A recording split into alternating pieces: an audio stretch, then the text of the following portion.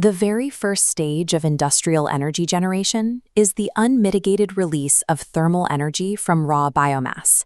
Inside the combustion chamber, this process yields a continuous flow of flue gas, peaking between 800 and 1200 degrees Celsius. The objective of the plant is to harness that heat to produce a highly specific output, superheated steam, delivered continuously at 400 degrees Celsius and high pressure.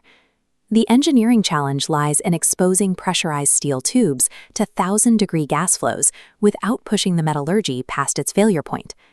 Navigating this thermal gap requires a meticulously sequenced dual-circuit counterflow architecture. Designing a modern boiler is a study in orchestrating distinct thermal gradients to extract maximum energy, all while actively shielding the system from its own heat source. This schematic shows the cross-section of a BWE 3-pass boiler. To understand how heat is managed, we first track the one-way path of the flue gas. Combustion occurs in the main furnace on the far left. In this zone, radiant heat transfer dominates, exposing the surrounding water walls to the system's maximum temperature. As the gas rises vertically into the first pass, it enters the initial convective heat transfer zone. The flow then turns and descends through the center column, known as the second pass. While cooler than the furnace, this middle chamber remains a high-temperature convective zone, a factor that determines the placement of the final steam stages. The gas turns upward again, entering the rightmost column, the third pass. By the time the flue gas travels up through this third vertical section, its temperature has dropped significantly as it continuously sheds thermal energy into the surrounding heat exchangers. The gas exits the main boiler passes and moves horizontally across a series of final tube bundles called the economizer. From here, it flows into a bag filter, passing through fabric sleeves to strip out the airborne particulate matter and fly ash left over from combustion. This entire volume of gas is pulled through the boiler by the induced draft fan, which maintains a constant negative pressure across the entire system. Finally, the cleaned, low-temperature exhaust is pushed up the chimney and released into the atmosphere.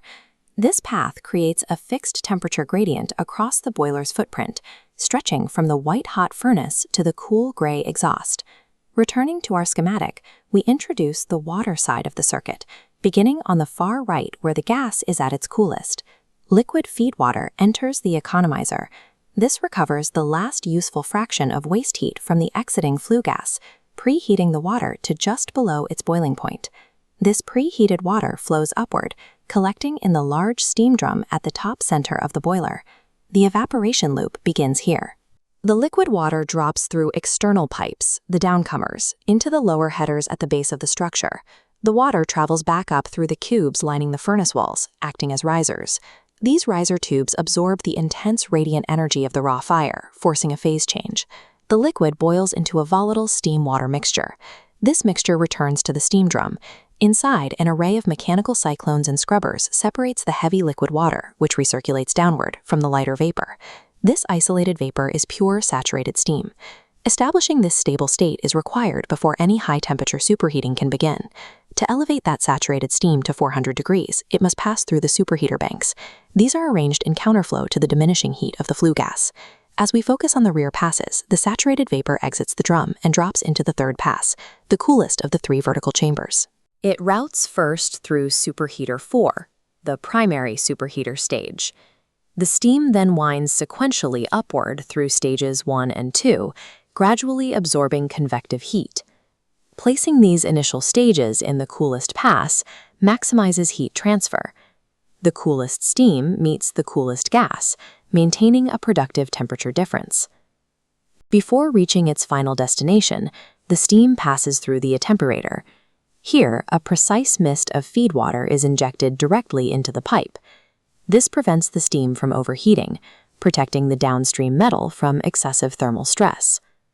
The conditioned steam crosses back into the middle column, entering the final stage, superheater 3.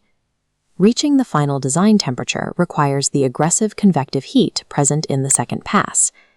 If superheater 3 requires high-grade heat to finalize the steam, it might seem intuitive to place it directly over the furnace fire.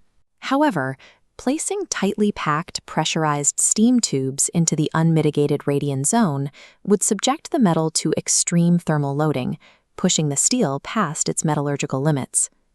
The second pass provides the necessary convective load for the final stage, while the lack of direct radiant exposure prevents the pressurized tubes from failing. In full operation, the heat source and the heat sink function as a continuous interactive loop. The counterflow arrangement ensures that heat transfer occurs at peak efficiency across every square meter of the boiler, maximizing the energy exchange at every stage. The initial superheaters precondition the saturated vapor, building its thermal mass so the final tube bank can survive its environment. The resulting superheated output drives massive mechanical power, impacting the turbine blades at hundreds of meters per second. The productivity of an industrial plant relies on this continuous balancing of pressure and temperature. The system refines raw biomass energy into two distinct streams: high-pressure mechanical work and filtered exhaust. The engineering of the BWE boiler is not found in simply generating heat, but in orchestrating these opposing thermal flows to extract maximum work while ensuring the structure survives the process.